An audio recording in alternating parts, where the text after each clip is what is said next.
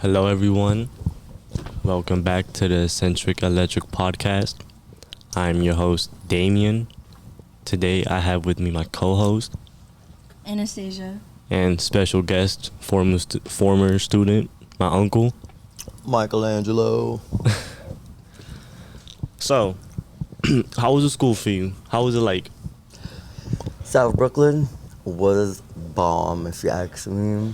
It was also my seventh high school, so it was kind of like the end all be all.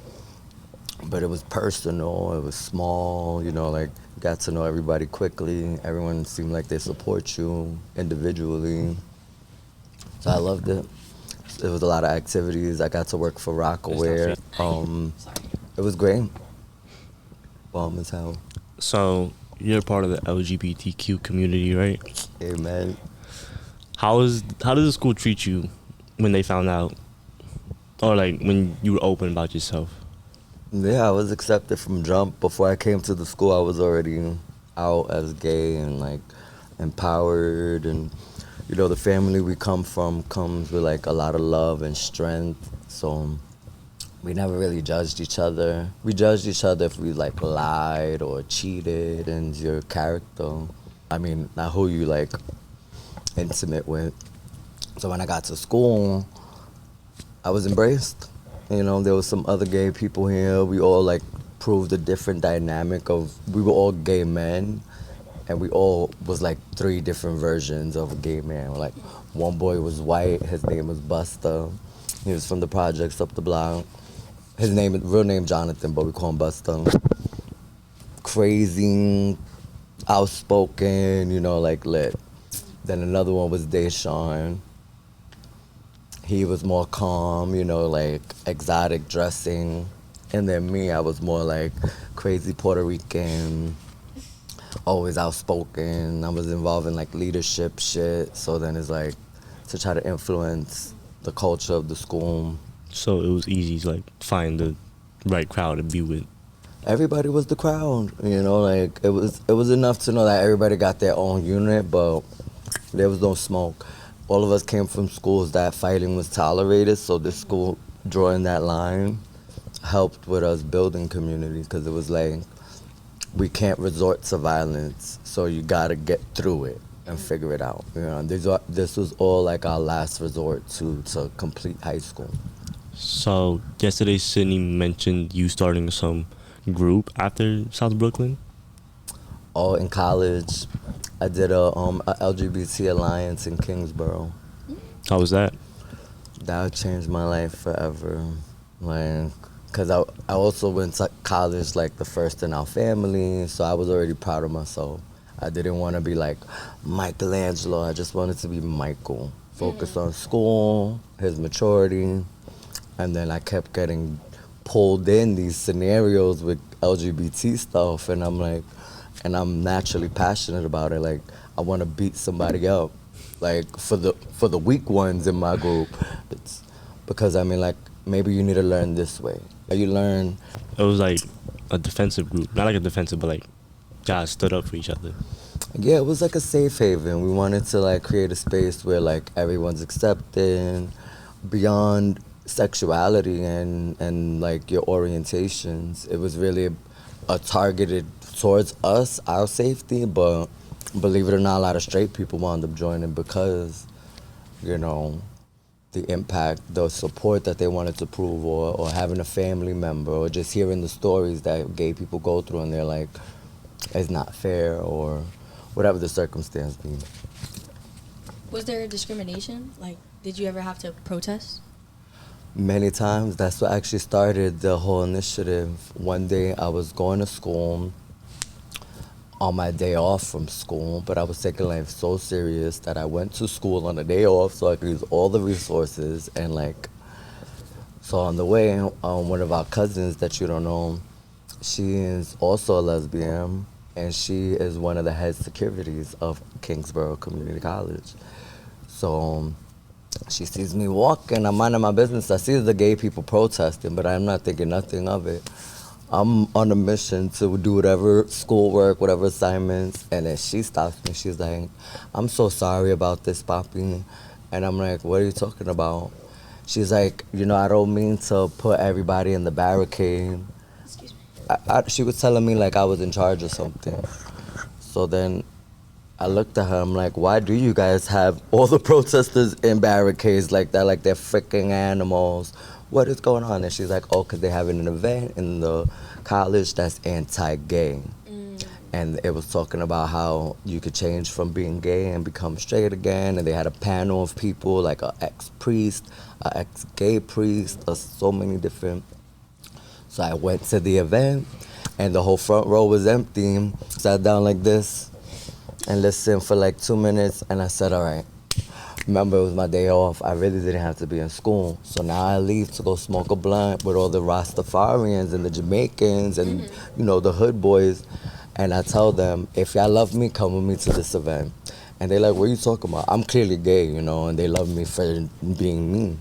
So they like, nah, I don't know, nigga, honestly, you setting us up for something. I'm like, no, if y'all love me, y'all gonna come with me to this event. Just me.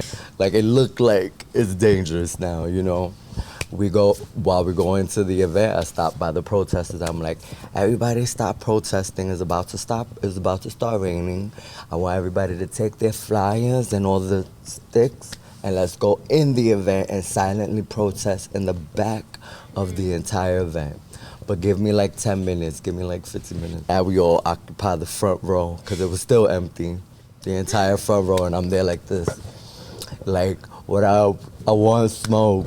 I want to say something. I'm waiting. You know what I came for. And now they started like a Q&A where the audience can ask questions, and then so of course I go and I'm waiting patiently. When I go up there, we start going back and forth, and the host, who was the president of the Republican Club at the time, he's like, he gives me a look, and he's like, no, he's basically trying to shut it down. But I'm already shutting it down with like rapid speed, like, because I'm like, you ain't getting a chance. You embarrass yourself by even hosting such an event at this day and age. And then I'm cute, so people just like to look at me sometimes and like watch it go. But then when they get into the intellect of it all, they're like, oh, this nigga's actually about it. Like, so then everybody in the back come. Now the host is pissed off, and he's like, everybody gotta stop. I'm like, keep those flyers up. He asked me, can you please tell them to put the flyers down? And I'm like, hell no. Keep them flyers up. That's it. Shut the whole event down. Then we start taking pictures. Now I'm in the front. Lo and behold, I get called to help organize a gay club. They was trying to call it Aqua, Alliance for Queer Understanding something. What? I said, what the hell is that? That sounds like a water club. I don't want to be a part of it. That's stupid. So I have some controversy because I wanted it to be simply the gay club. They said, no, it's too direct. I said LGBT. They're like, no, I'm like the LGBT Alliance. And that became our thing. And then at that time, like, there was a whole bunch of suicides happening. So all of this was happening back to back to back. Like, really, really, God has been always so good to put it on my lap, straight there. We start organizing the club. We go from 10 members. I go to the Caribbean Club to ask them for support to talk about gay men and LGBT people committing suicide at a high rate. They're like, oh, nah. Caribbean. So, they're already born, like, a little bit homophobic. And when I tell you, they was like, no. We like, you cool as hell, because they see me in the parties already, and I was always doing reggae dances, and so I was always lit. I was always with fly girls, like happy, fun, cute. So they knew me, but then when it got to those politics, they was like, no, we don't want. They had the biggest club on the campus. They hosted all the parties, all the community affairs. They had the biggest budget, and they was the Caribbean Club. So I targeted them and the religious clubs to get support, because that was the unusual support. The Caribbean Club, while leaving their office that day, it was like a dozen of them. We started talking about Pokemon. That's how deep it got. I'm like, all right, guys, next event, help us out. I get it if you don't want to do it this round. while leaving my phone went off, and it was a reggae song. Do something, do something. So, yeah, I don't know that song, but it's a song like that. And they all started going berserk. Like, yo, I can't fucking believe that's your fucking phone. We're gonna come support your event. That's it. When we hosted the event, packed house, same spot that they hosted the homophobia event. This was my very first event. The administration wanted to donate for a bigger budget, so we just used that for food and decor, because I didn't really need shit. I needed people, the support of the students, the leadership, you know. And the biggest ones was when the Caribbeans came. This would make me realize that I gotta start the club that you're mentioning.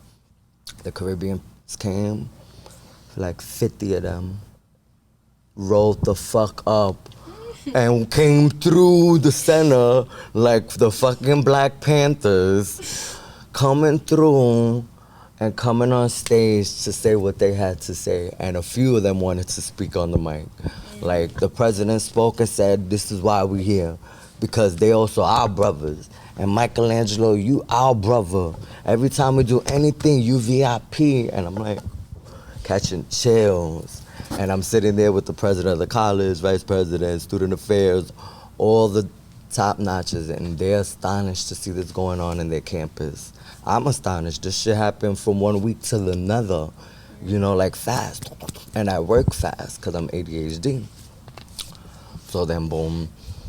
And then I thought that it was over from there. Like, wow, this is epic. We had a whole bunch of people, and then the Muslims came.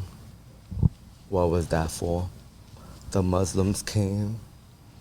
She came and everybody looked back because she was wearing bright blue, like a light blue, like neon blue, hijab, everything. She was the president. And she came, she said, you know, she went right on stage from there too, out of breath and everything. She said, you know, Michelangelo came to my club and asked us to support, and my brothers and sisters said no. And I'm here to tell you, I support you. I support you. We are brothers and sisters. I'm disappointed in my own people. Do you know that this could be your sister? Is this, we're supposed to be loving? Everybody emotional. I got a knot in my throat. Because I didn't know she was gonna come, but when she popped up, and then she went on stage. Everything is just happening so fast. I'm like constant talking to God throughout it. Like, you're so amazing. Look at the life you get to expose me to. Like, this is Muslim and Caribbean. Like, come on, this is the future. And so many people got to see that, and that club changed my life. That was amazing. I'm sorry. Word. I'm so sorry. My life has been long. It's a dope ass story, boy. Yo, my life has been long. And there's more in between that. I was still smoking hella weed. They gave me an office because I was the president. So the office was in the back of the campus. Beautiful, by the lighthouse. You don't have, nobody has classes over there really unless you're a science student. But, bitch, my office was over there secluded. Don't you know I would be smoking in my motherfucking office? Damn right. Watching movies, we had a TV, we had everything, What? a couch. We was Yo. set. Cindy talking about this yesterday. She made it sound like it was just like a normal group. I know it had all this behind it. Oh, it was a lot. That was just the beginning, because then we became one of the biggest clubs on campus, aside from the Caribbeans. Like, we was meeting them like that, because now we was incorporating the Alliance. The Alliance was the emphasis that it don't matter if you're LGBT. Whether you are or not, you're a part of the Alliance. You know, and it was really to bring purpose. Like, we started hosting events. One of them was myth versus fact. So we used our budget to everybody dress up in drag to host. My name was Maria Juana. Of course, everything gotta have weed and or some shit like that. Maria Juana, and it was fun. You know, it was called Myth versus Fact. Whereas, like, we asked students to come to the cafeteria, and then, you know, we asked questions about gay in TV, gay in movies, you know, different kind of gay in history. And if they won, we had prizes, including, like, one of them was tickets that student government gave us. Student government, what life was so good for me. Look, I opened the clown, we start skyrocketing, our name is ringing bells, especially after that first event. We ringing bells in administration and everywhere. Like, we was in the newspaper in the school, like everything. We made our stamp officially. And then me, Michelangelo, in the front of it all, people enjoyed it. Like, day of silence and night of noise. Where day of silence, we would walk into class with tape on our mouths to represent all the LGBT people who have been silenced through homophobia or any abusive behavior, or just the ambiance, like, is it a welcoming space for these people? So they get silenced, and we wanted to represent an additional amplified silence. Then by the night is night of noise, where now we rip the tape off and we scream, we dance, we sing, we celebrate, who we are. And then so many events, so much money we spend. Oh, I met the student government, that's what happened. One of the girls I met, she was a Jewish girl, she was trained, she was in the club. I wanted her to be my vice president because she was organized, and I just needed to fill positions because that's just the policy of having a club, you need to have roles. When I told her to be the vice president, she goes, oh, let me introduce you to my friend from high school. Me and her hit it off right away. Like, the vibe, awesome. Turns out she's the president of the other student government members, because they was hating that me and her was always around, knowing that we was a little wild and crazy, but we the bosses, y'all mad? So I would ask them, because they had a major budget. So I would request for allocations of tremendous money, and she would approve it. And then I was also a secretary for them for a while, so I also had authority for voting. So they was gagging. I mean, this is all politics that you guys will see when you go to college, like club shit, but the money is what changed my life too, when you realize like this equipment that they purchased, that no one was affected by it because they have a budget for these purchases. Our pockets will be affected by it if we go buy it. So, when you were like 14, 15, 16, how did adults treat you? Did they treat you like different, or kids too? Why, because I was gay? Yeah, of course. My voice has always been like, high pitch or like girly. So that's always unusual. Kids would definitely be like, why you talk like that? I'm like, because I talk like this. Or adults, it depends, like 14 and 15. I mean, It's like when you were young. yeah, I feel like it's as different as that, like recognizing that I'm gay and maybe not understanding how to accept it. But because I was kind of like unbothered, it wasn't really like affecting my being. And I was used to people looking at me unusual. Even today, people stare. I don't know if they're inspired or hating. There's always people in the streets. There's always people staring for no reason. I don't mind, I have a lot of presence, so I'm like, stare if you want a picture. When did you start being more open with people that you were gay? Like 11, I came out. 11, I came out, and then I went back in the closet because I was scared. And then I came out again at 12. who was the first person you came out to? Oh. I don't know. He's thinking pending. I don't remember. When did you tell grandma? When did you tell grandma? My grandma? No, like my grandma, your mom. Oh, when did I tell her? Maybe like 12-ish. All right, so when I came out at 11, I came out in school only. That was my trial run. I was scared to tell everybody in my house first. So I told everybody in school. Not everybody, but it went around fast. And then I got nervous, and then I wound up beating one of the boys up who called me gay. And then at 12, I came out now a little bit more prepared. I wound up getting like a couple of girlfriends who wound up becoming friends. And then I came out officially at 12 years old, like, hey. And everybody was pretty much similar response, like, oh, I kind of knew already, you know. So by the time I was like 13, 14, it was more like learning how to take ownership.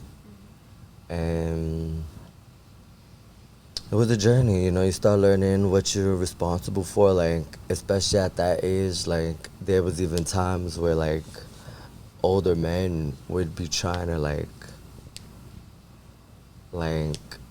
you know, bribe you and or try to like that I would have to be like, oh my God, there's really people like this in this world. You know, like I wasn't having sex. I started having sex when I was like 15, 16. So it's like I came out so early. Everybody first thought, were you molested? Did somebody molest you? Did somebody touch you? I'm like, absolutely not. Like, and I felt bad that they even thought that. That's why I was telling them that I was gay. Like, they instantly went into some sexual, and I get it, like, to be responsible, like, wait, did something happen that I don't know? Like, let me act straight up. But for me, it was like, damn, I just wanted support and understanding, but instead, yeah, I felt like everyone always looked at gay as a sexual thing.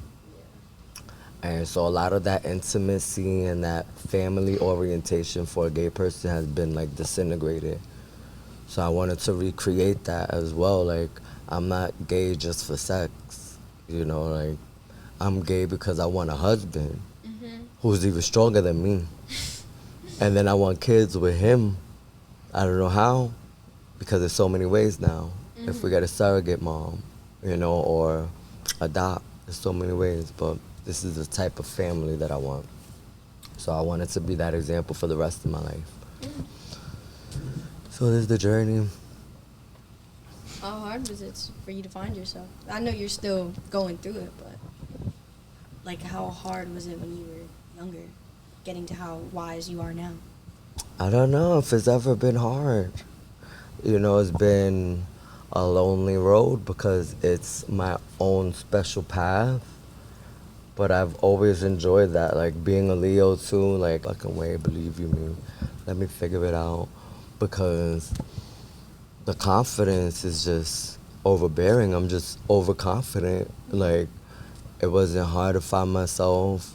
Like, I've really been blessed. Like, look at how I've grown up. I've grown up with a lot of boy cousins with this voice, who I'm very much still in touch with all my boy cousins. Like, when we hang up the phone, we say, I love you. Like, that's how we ride or die forever. We was fighting as kids, learning how to fight fast and how do you fight, and learning how to take hits. And like, so not only was I trained to protect myself, I also got a team of people who, like, I ain't gotta call my homeboys. I'm calling my cousins, my brothers, like literally in family shit. So I always felt supported. I always felt like I wasn't gonna do things like everybody else. Like, nothing about me. Like, everybody started selling drugs and I wanted to go to college. Like, and I'm okay with that. You know, like, sometimes you don't know the example you're setting because you're digging a whole new path. But I enjoy that. I enjoy that work of digging the path, of understanding why am I digging this path in the first place, because this is what I want for real. I want this direction, you know, and I enjoyed it. Like being gay, sexually orientation, a lot of sexual activity. Me, I ain't even entertained by sex. It's too easy. It's sex. You can have it anytime, anywhere, anything. It feels amazing. But there's harder things in life, like restraint, like fucking Tom, Dick, and Harry, or, you know, like. That's real. That's real. What do you think about the youth nowadays? Or just the youth?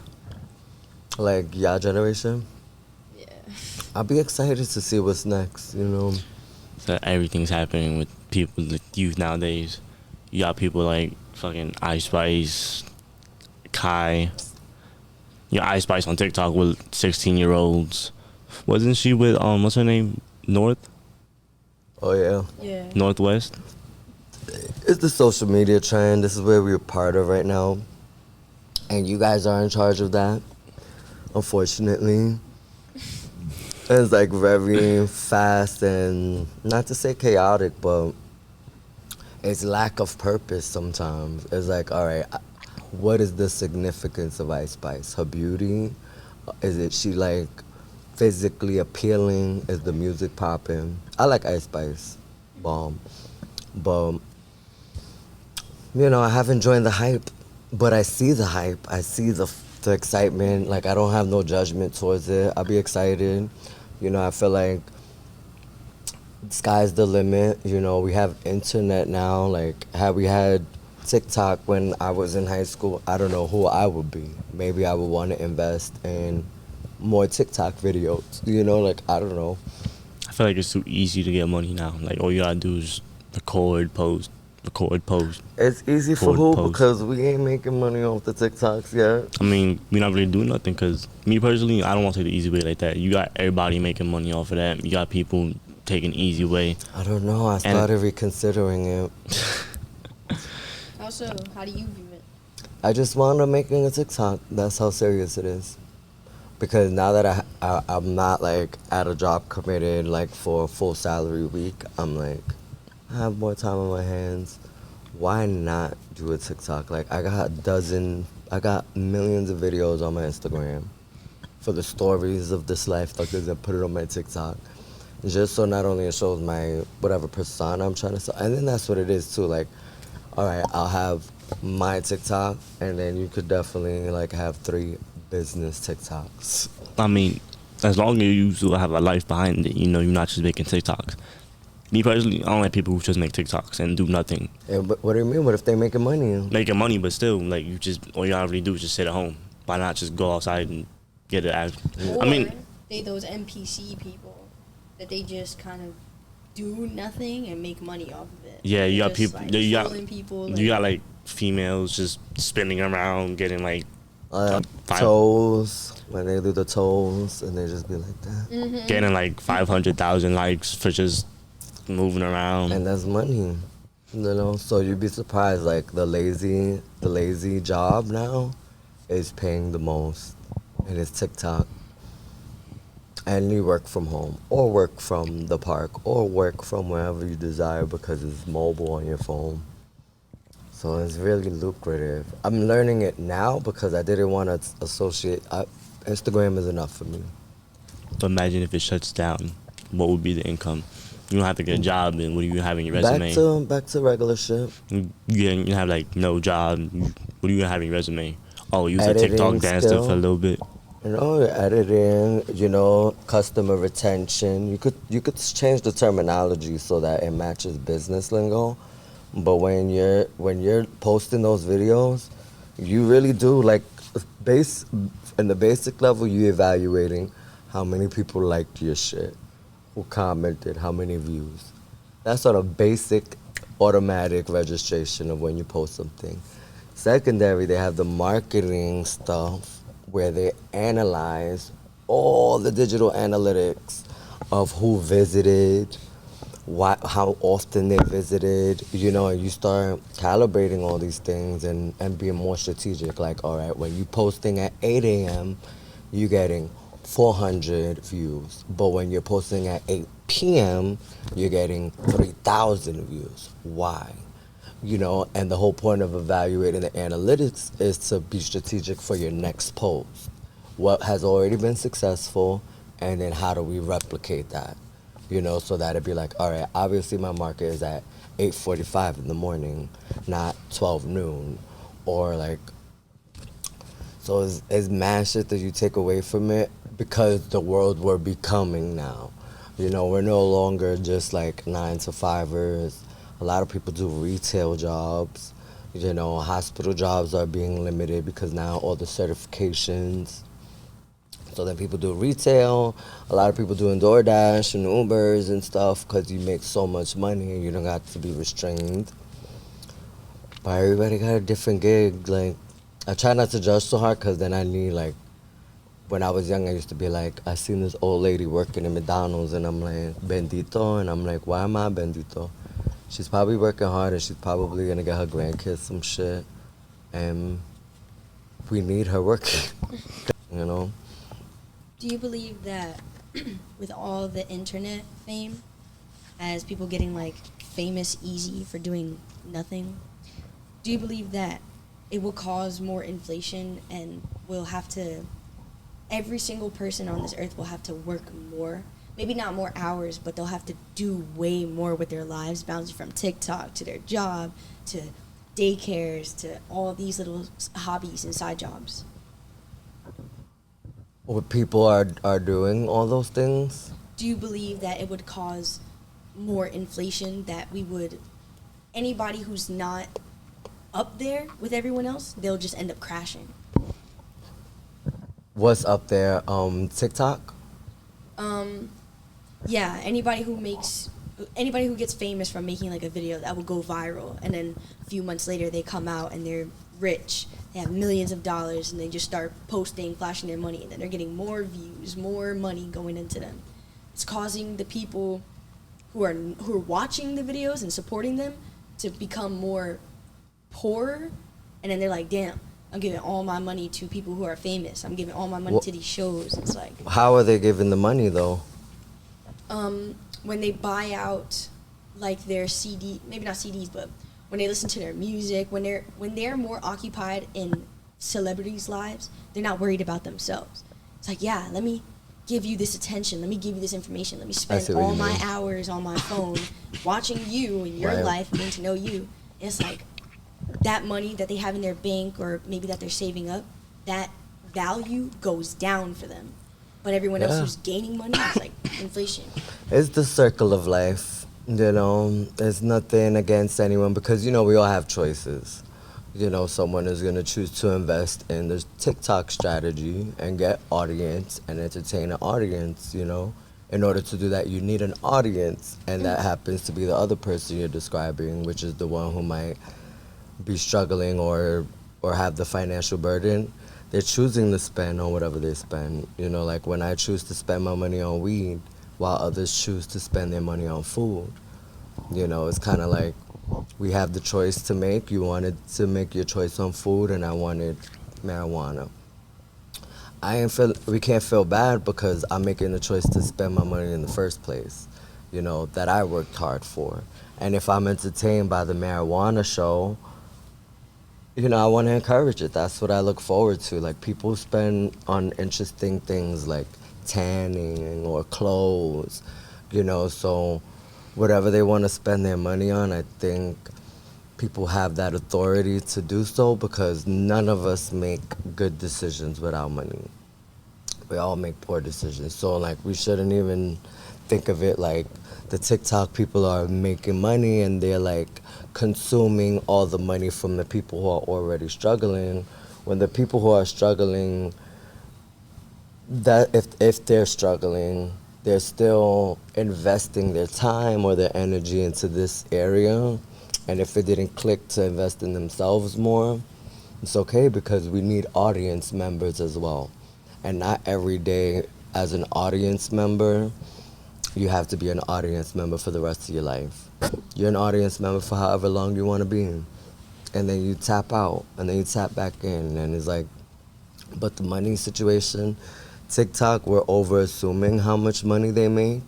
A viral moment will probably get you a couple G's because of that initial view. But people know how to flip that money. And they take that viral moment and they communicate with whoever they can to sponsor while they're hot, you know, so it's really a strategic thing. It's not like once you go viral, I know mad people went viral. They still working.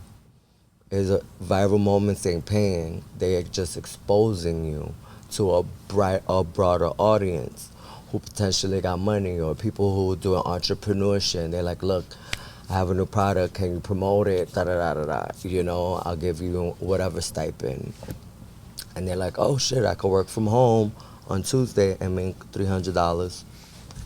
You know, so we think they're making millions of dollars when that is the rare case. You know, like there's more millionaires now, but do we understand what $1 million is? You know, like how many thousands of dollars is in a million? You know, and then just because TikTok is money, but it's not automatic money. You know, and a viral moment only gets you the exposure. I'm telling you. You need to like regenerate, get them followers. You know. Have you seen what's been going on with Arizona?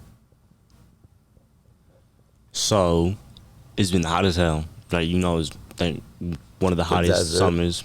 Oh yeah. So in Arizona, it's like 119, 139, all that crazy shit. You got people having heat strokes, all this. Yeah. Not only that, their advice to keep the AC on 24/7. Imagine the bills from that. I respect that. Everybody's going in debt. You know, getting massive bills, 19,000. Wow. The government probably gonna jump on that though. Like they can't make that request and then not allow people to get that grant. You know, like you're gonna tell us to keep our AC on. You know that boosts the electric bill all the time, 24/7. It's for our safety. Thank you. Now pay that, Con Ed. Thank you. Or like, if y'all want us to be safe, y'all gotta pay for this. Y'all can't Sure. keep sending us the bills. Mm-hmm. Y'all told us to leave it on. Like they gotta, but the people might have to be responsible too for communicating that and making the request. Like, but I'm sure, because if all the bills get unpaid, the government gonna get on top of it, because that means everybody's about to get shut off notices. But I hope everybody like Hope they're all okay. Right. Doing well. 140 degrees, global warming. You know? Everybody having heat strokes, passing away. God forbid. And out here, they said we hit like 100 degrees or some Yeah, shit. I remember that one week. It was hot as hell that whole week. I don't remember. Remember? This is when we first started working. Like, when we first started coming here. This, like, second week probably. It was like 100 almost that whole week. They told me by the end of the week. That's when I found out. I was like, it was 100 this week? The whole week. The whole week. Oh. It's the end of the podcast. Okay. So that's gonna be it for today. Oh wait, our best today for a better tomorrow.